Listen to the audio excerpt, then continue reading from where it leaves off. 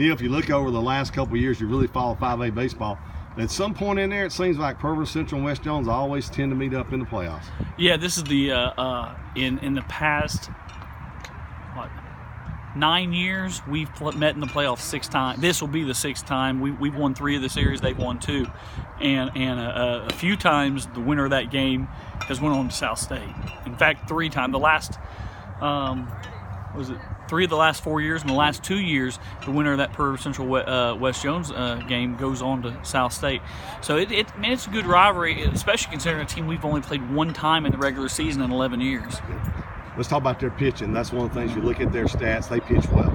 Yeah, they do pitch well. They got, they throw strikes. They throw strikes. And look, Trey Sutton does a good job with them, but this is a carryover from Joey Ward. Yeah. Joey Ward did just an outstanding job with those pitchers, and Trey's just carrying on the tradition.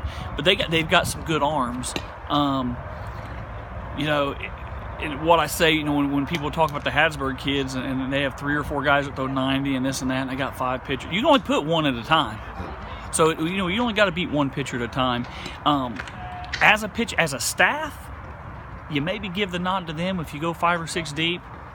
If you go 2 deep, we're better. Yeah. I mean, we've got 2 really good pitchers, and they do a great job, and our kids rally behind them.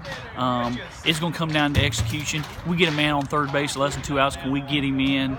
Can we play the defense to limit pitch count so we don't have to get into the bullpen, so we can let those guys finish the games they started?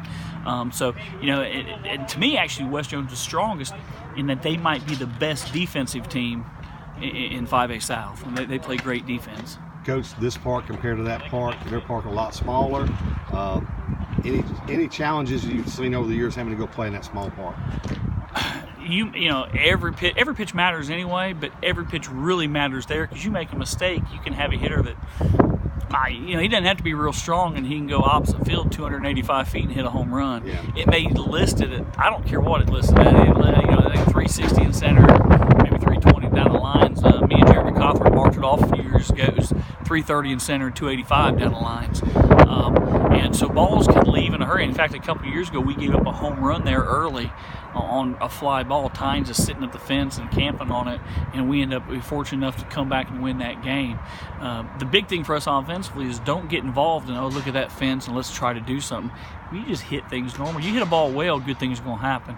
So, it definitely makes it where you're not out of it. I mean, you can be down 3 or 4 runs late, and you get a walk, a hit batter, a kick ball or something like that, and somebody comes up and pokes one, and all of a sudden it's tied up. Neil, one thing on that pitching in that ballpark, Ridgel or Austin, whoever goes, it's a little different up there. It is, and they get after you, but their student section is vocal, they're vocal fans. But you know what? I had getting scouting reports on them. A couple coaches told me, hey, kids got to play with poise under there. I said, look, I'm gonna tell you something. We played at Hattiesburg and South State. It's going to be they're going to get after us, but it's nothing like playing at Hattiesburg. Our kids are resilient. We played so many elimination games over the past couple of years. We played in tough situations. I'm not worried at all about that. We use the Reggie Jackson quote anyway. I don't know if you remember this, Kerry. Reggie Jackson, they asked why they were booing him so much. He said they don't boo nobody. He's proud of it. So I said, guys, I love it when they start hollering at me, yell at me, because that means I'm somebody, Neil, we'll look forward to it Thursday, first game at West Jones, 7 o'clock. All right, thank you.